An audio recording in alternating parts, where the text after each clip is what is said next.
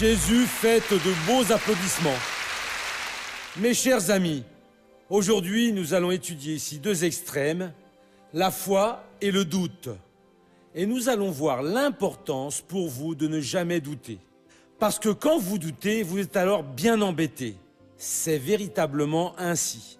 Le Seigneur Jésus nous a enseigné à avoir foi en Dieu. Il a déclaré dans Marc chapitre 11, le verset 22, « Quand les disciples ont attiré son attention sur cet arbre, ce figuier qu'il avait maudit, avait dit « Jamais, jamais, personne ne mangera aucun de tes fruits. » Le matin suivant, ils sont passés et l'arbre de la nuit pour le jour avait transpercé la terre.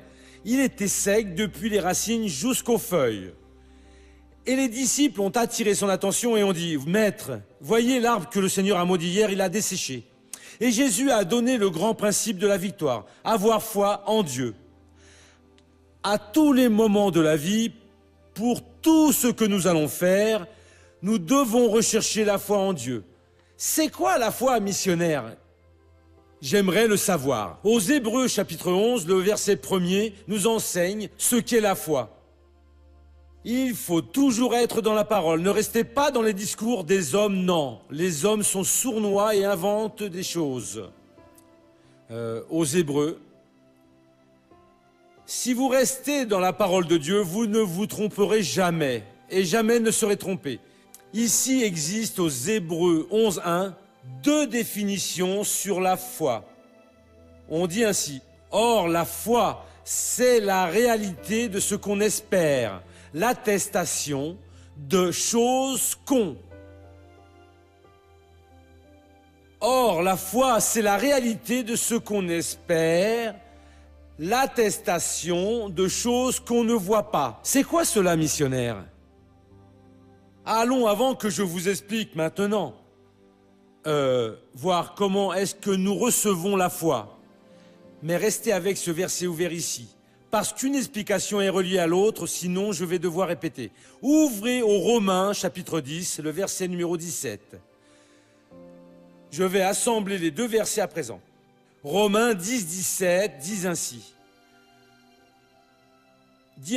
« Ainsi la foi vient de ce qu'on entend, et ce qu'on entend par la parole du Christ. » Donc maintenant, je vais joindre les deux. Hébreux 11, 1 dit ainsi, « Or, la foi, c'est la réalité ou la certitude des choses que l'on espère. » Quand vous recevez la foi, ainsi la foi vient de ce qu'on entend et ce qu'on entend par la parole de Dieu. Quand vous prêtez attention lors de la prêche ou à ce que vous êtes en train de lire dans la Bible, alors la foi surgit dans votre cœur. Comment, missionnaire? Vous écoutez la parole de Dieu, la foi vient en écoutant, et par l'écoute, vous l'obtenez, écoutant la parole de Dieu, écoutez Dieu. Cette voix qui parle dans la parole, qui vous apporte une certitude dans votre cœur. Cette certitude, c'est la foi. Vous ne savez pas expliquer comment vous avez obtenu cette certitude, mais vous savez parce que cela est à vous. Vous en êtes convaincu, certain. Ce n'est pas une chose que votre cerveau a produit. Et donc cela, c'est la foi. C'est la certitude des choses que l'on espère et l'attestation de ce qui ne se voit pas. Quand vous avez la foi, la certitude, vous avez la preuve de ce que vous ne voyez pas encore. C'est comme si vous aviez la propriété d'un immeuble. Un millionnaire vous a donné une maison à un certain endroit et vous alliez être expulsé et vous rencontrez un de vos amis et alors, vous allez être expulsé? Non, maintenant j'ai une maison. Ah oui? Où est donc ta maison? À tel endroit. Tu l'as acheté combien? Je l'ai gagné. Cesse de plaisanter, j'ai l'écriture. J'en ai la preuve. L'écriture vous donne la propriété de cet immeuble. Ainsi, quand vous avez la foi, vous êtes sûr des choses que l'on espère. Cela s'appelle la foi. Et en même temps, cela, c'est la preuve de ce que l'on ne voit pas, mais vous l'avez déjà. Ainsi, Jésus a dit, ayez la foi en Dieu. Nous ne pouvons avoir foi en l'Église, en aucun prêcheur. Et quand la personne dit que l'Église de la grâce fait des miracles, celui qui dit cela est un menteur. Ou une autre Église, le prêcheur RR ou un autre fait des miracles, c'est un menteur. Seul Jésus en fait, et ce n'est pas l'Église ni le prêcheur, et Jésus le fait par le biais de la foi. Et donc la foi est vraiment importante. Vous avez dit que vous parleriez de deux extrêmes, de la foi et du doute. Le doute est très important, vous ne devez jamais l'avoir. Allons maintenant aux Romains, chapitre 14, le verset 23. Cela va beaucoup vous aider à partir d'aujourd'hui à ne plus être vaincu, condamné. Ça va vous préparer pour que vous ayez une année d'abondance et de bénédiction. Le Saint-Esprit a utilisé Paul qui a dit la chose suivante. Mais celui qui hésite est condamné. S'il mange par ce qu'il fait ne relève pas de la foi. Or, tout ce qui ne relève pas de la foi est péché. Et donc, nous pouvons déclarer ici, ainsi celui qui a des doutes, s'il mange, ceux qui ont des doutes, s'ils mangent, sont condamnés. Car cette personne qui a des doutes de ce qu'est la volonté de Dieu pour qu'elle ouvre un certain établissement commercial, elle a un doute. Et si elle l'ouvre, elle est condamnée. Parce que ce qui n'est pas de la foi est péché. Missionnaire, mais maintenant pour que je fasse quelque chose, mon frère, si vous commencez à vous engager avec la parole de Dieu, je ne vous parle pas de vous engager avec l'Église, une organisation, avec des doctrines des églises, mais avec la parole. Vous écoutez la prêche, Dieu m'a déclaré cela. Vous y allez, et Dieu vous guide, alors vous y allez. Vous allez voir que vous allez marcher de succès en succès en succès. À présent, au moment où le doute vous assaille, ne prenez pas de décision. Combien ont déjà dit, missionnaire, je ne suis pas certain si je dois me marier avec telle personne. Il y a une petite lampe rouge allumée, là au fond de mon âme, qui est en train de me préoccuper. Ne te marie pas. Faites attention à ça. Car celui qui a des doutes et se marie est mis en déroute. Celui qui a un doute et ouvre un établissement est alors vaincu. Je ne sais si Dieu veut que je sois un prêcheur, parce que des fois Dieu est tant occupé avec la personne qu'elle se trompe. Non, Dieu, il faut parler avec moi si vous voulez que je sois un prêcheur. Moi, quand j'ai décidé de prêcher à l'Évangile, je n'avais aucun doute que Dieu me voulait ici. Si j'en avais eu, je ne devrais pas l'assumer. Non, missionnaire, mais je veux être en train de pécher. Cela, ce n'est pas la foi, mon frère. Cela, c'est l'incertitude. Vous vous amusez, vous tâtez le terrain du pied ici et là. Celui qui est appelé pour être un prêcheur sait qu'il est appelé. Combien sont déjà venus me voir et m'ont dit ainsi, missionnaire, aux prochaines élections, je vais être un candidat parce que Dieu me l'a ordonné. C'est vraiment Dieu qui l'a demandé? Ah monsieur, vous savez que je veux aider les pauvres, donc ce n'est pas Dieu qui l'a demandé, c'est vous qui voulez aider le pauvre et qui voulez aider ce pauvre qui pense que là, il va se réaliser. Non, ce ne sont pas des choses pour rire, mes amis, mais nous devons être responsables. Vous ne savez pas combien il y a des gens illuminés qui ont des projets mirobolants. Bon, vous devez voir la chose suivante. Si vous avez des doutes, j'en ai, missionnaire. Je n'ai pas la certitude de cela, donc ne le faites pas. Mais celui qui hésite est condamné. S'il se marie, s'il ouvre un établissement commercial, s'il fait cela, s'il mange, c'est la parole de Dieu. Car il ne mange pas avec foi, il n'agit pas avec foi. Il ne se marie pas avec foi. C'est comme ça, mais si vous êtes de Dieu, alors Dieu va vous guider. Et si la petite lampe s'allume, combien de gens se sont ensuite cassés le nez et ont dit « Missionnaire, la lampe s'est allumée. La rouge, la verte, vous pouvez y aller. » Et moi, à ce moment-là, par nécessité, quelle nécessité? Vous êtes empressé alors de joindre votre vie pour toujours avec cette personne. Donc il faut que ce soit une chose sérieuse. Bien sûr que tout le monde a des nécessités, mais une chose comme ça, c'est sérieux. Non, Dieu, j'ai besoin d'entendre le Seigneur. Et Dieu parle directement ou montre comment procéder.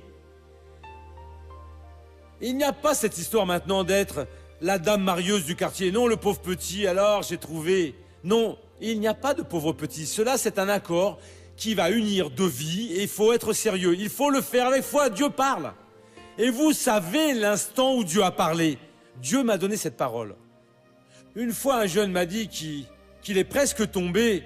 Il m'a dit, missionnaire, j'étais alors très préoccupé et j'ai déclaré Dieu, que s'est-il passé? Un cas sérieux d'escroquerie. Il avait presque donné sa parole, mais il a estimé qu'il avait déjà cédé au péché. Alors Dieu a touché mon cœur. En tout cela, Job n'avait pas péché. J'ai crié gloire à Dieu, moi aussi je n'ai pas péché. Ça veut dire, Dieu apporte sa parole à lui sur le champ, missionnaire. Ça a été un soulagement car j'étais sur le point de confesser un crime que j'avais presque fait. Il m'a dit, mais je ne l'ai pas fait. J'étais déjà prêt à confesser que c'est moi qui avais fait tout cela. Mais je n'ai pas fait la chose. Quand j'allais la faire, ou un petit peu avant, j'ai arrêté tout cela. Je ne sais pas comment j'allais le faire. Il ne l'a pas fait, j'ai dit, mon ami, cela c'est de la tentation. Vous ne devez pas confesser la tentation. Tentez le diable, tente tout le monde. Et si quelqu'un me dit je ne suis pas tenté, c'est un menteur. Parce que si Jésus était tenté en tout, comment est-ce que nous ne le sommes pas? Si nous sommes dans la chair, le diable tente. À présent, consumé, c'est autre chose. Il m'a dit au moment où j'étais en train d'y penser, alors a surgi dans ma mémoire, en tout cela, Job n'a pas péché. Oh Dieu, merci beaucoup. Moi aussi, je n'ai pas péché. Et donc, même en cela, il faut agir avec la foi. La foi vient en écoutant la parole. Vous écoutez la parole et vous obtenez la capacité d'écouter Dieu, de croire en Dieu. Vous croyez et voyez cette certitude. À présent, si vous n'avez pas de certitude, je vais partir dans un autre pays parce que là, les choses vont être meilleures. Discutez avec Dieu. Commencez à prier au sujet de cela. Seigneur, je me sens appelé pour aller à tel endroit. Ça, c'est bon pour moi. C'est ça que le Seigneur veut. Parce que des fois, la situation financière peut même être meilleure là. Mais votre état spirituel va se détériorer, va terminer votre amour pour Dieu qui est la chose principale. Il n'y a pas longtemps, j'étais en train de parler avec une personne. Il a dit, non, je vais y aller, y rester 3 mois et je reviens passer 2 jours à la maison. Ça ne va pas marcher, mon ami. Dieu a dit que même pour la prière, le mari et la femme, pour se séparer, ils doivent en faire et trouver un accord. S'il vous plaît, vous ne voulez pas de problème, allez vivre avec votre femme. Si vous pouvez l'emmener, allez-y, si vous ne pouvez pas, tant pis. N'allez pas dans une chose comme ça. Vous partez 3 mois et revenez 2 jours à la maison. Dans très peu de temps, il n'y a plus de mariage, vous n'avez plus rien et tout est fini. Et donc, nous devons regarder, et on a un doute sur quelque chose. La parole ici sur le doute. Mais celui qui hésite, mettez ça dans votre cœur. Il ne suffit pas juste de changer avec la feuille du mois, la feuille de l'année, non. Il faut changer votre décision à partir d'aujourd'hui. J'ai des doutes, je n'ai pas écouté Dieu. Demandez un moment, on va prier, on va attendre, parce que Dieu va nous diriger. Je fais psychologie ou je fais ingénierie. Mais qu'est-ce que c'est que ça? 2 cours complètement différents l'un de l'autre. Vous ne savez pas ce que vous voulez dans la vie. Demandez à Dieu. Non, non, celui-ci, c'est mon côté de sciences humaines. Et je ne sais quoi d'autre encore. Allez-y et faites-le. Ce que vous sentez. Et Dieu converse avec vous. Seigneur, qu'est-ce que le Seigneur veut de moi dans le futur? Le Seigneur veut que je sois ceci ou cela ou autre. Mais c'est de cette manière, c'est ainsi. À présent, s'il y a des doutes, n'assumez pas. Mais celui qui hésite, s'il mange, il est en train de parler, est condamné pour des choses simples que sont des aliments.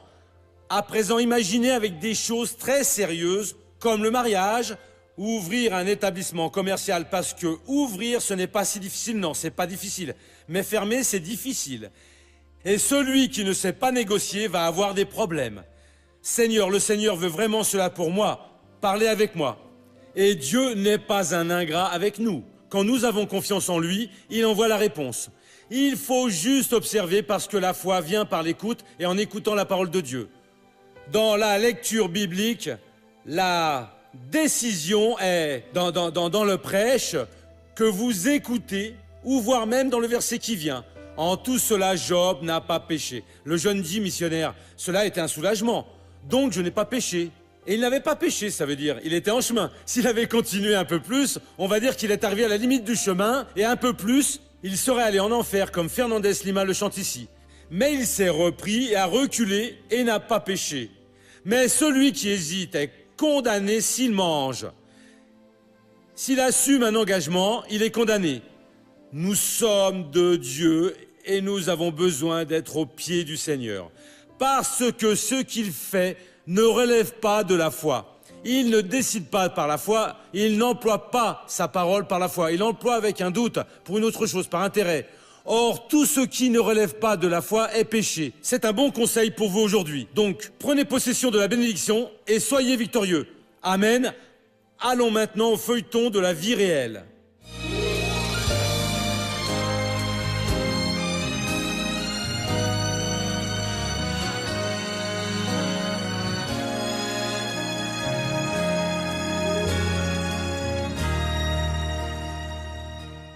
J'ai toujours aimé tirer les cartes, j'ai toujours aimé aller voir les tziganes, j'ai toujours aimé beaucoup tout ça. Mais j'ai jamais eu une vie tranquille, jamais. Plus simple. Et je pensais, ça va aller mieux, ça va s'améliorer. Jusqu'au jour où on m'a conseillé d'aller voir un service spirit. J'ai vu qu'il y avait quelque chose qui n'allait pas avec elle. Elle servait les esprits, oui. Et je me souviens qu'elle buvait beaucoup, elle fumait beaucoup. Elle sortait avec eux pour faire des travaux, vous voyez. Et ses enfants étaient vraiment révoltés contre elle. Et alors tout a commencé à empirer dans ma vie. C'était perturbé, il y avait beaucoup de disputes dans ma maison, personne ne s'entendait. Je faisais les offrandes et je servais les esprits. J'allais dans la maison du sorcier, j'allais aux endroits pour faire les offrandes et au cimetière faire les travaux de magie, tout ça. Et c'est là que la situation a été moche à la maison, à tel point que personne ne s'entendait plus. Elle marchait toute courbée, elle avait comme une sorte de bosse en fait dans son dos. C'était les démons qui la rendaient bien triste, très perturbée, vous voyez.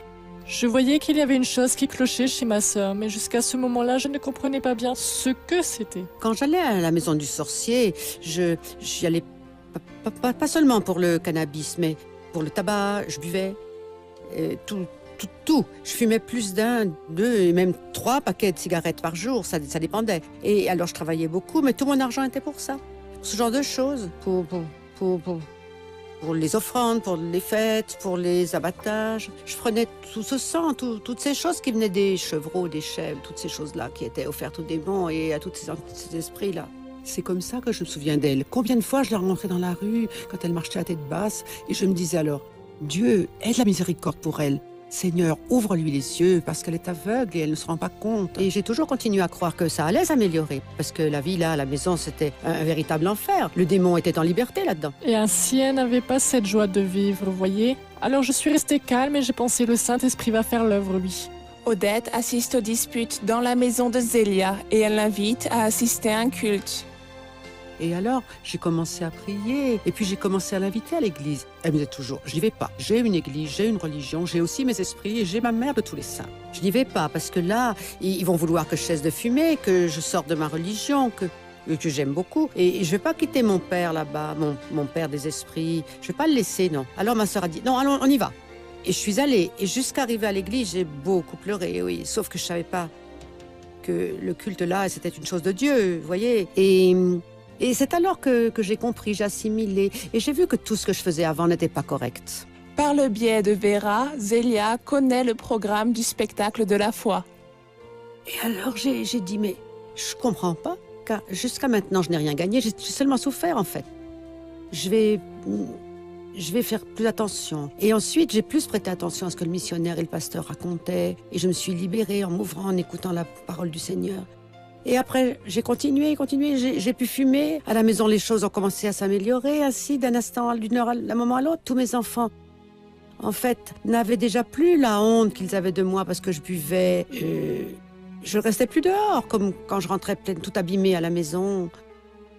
Et j'ai continué, je me suis libérée en m'améliorant et j'ai insisté. Et j'ai pensé, mon Dieu, mais combien de fautes je faisais sans savoir. Elle va à l'église le lundi soir, le mercredi, le vendredi, le dimanche. Des fois, elle y va en dehors de ses horaires. Elle aime être dans l'église. Et ainsi, je la vois louant. Elle est toujours très croyante. Je la vois louant ainsi et je dis, bah, qui t'a vu et qui te voilà? Maintenant, elle est merveilleuse sur les chemins du Seigneur Dieu. Tout s'est amélioré dans sa maison, voyez. Ses enfants sont beaucoup plus proches d'elle. Je suis très heureuse quand je la vois à présent. Elle marche, la tête haute, remplie du Saint-Esprit. Et je suis heureuse de sa vie parce que le Seigneur a fait son œuvre. Et maintenant, je ne peux que remercier mon Seigneur, car en vérité, c'est que je me sens plus heureuse, oui. Quand je vais à l'église, écouter la parole du pasteur, du ministre, j'aime beaucoup. Quand je donne ma dîme, c'est avec toute la satisfaction, parce que qu'est-ce que je dépensais avec tous ces esprits, toutes ces choses immondes, vous voyez? Et je ne gagnais rien. Et maintenant, non, dans la maison du Seigneur, je me sens heureuse, très joyeuse. Je peux dire qu'aujourd'hui, je suis une personne heureuse, ma maison est en paix, je suis heureuse avec Jésus et je ne vais plus jamais sortir de la présence du Seigneur.